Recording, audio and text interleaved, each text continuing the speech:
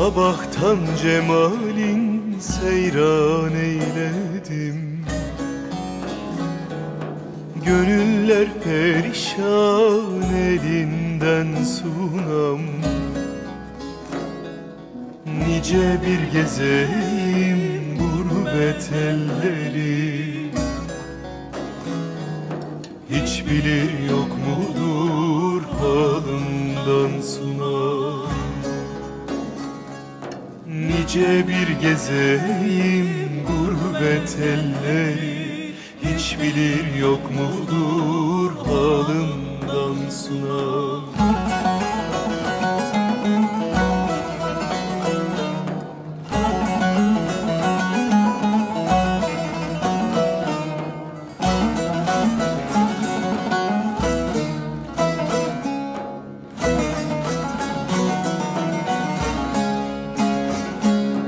Seher bülbülüsün gider gelmezsin.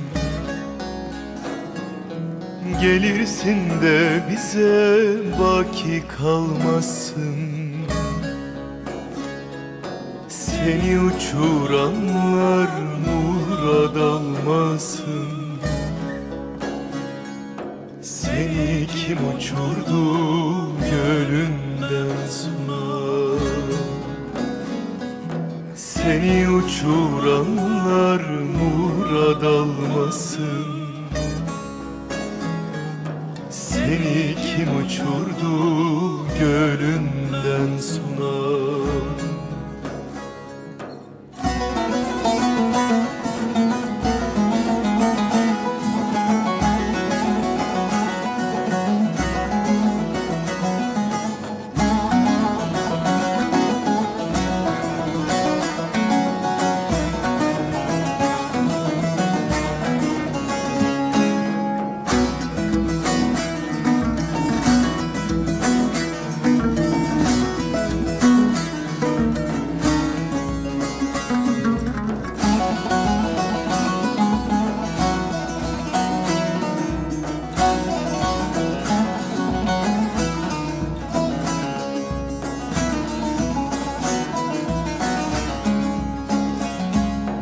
Pir Sultan abdalım dervişler gezer. Aradım bulmadım derdimi yazar. Şimdi benim eşim cennette gezer. Kalma benim için yolumdan sunam. Kalma benim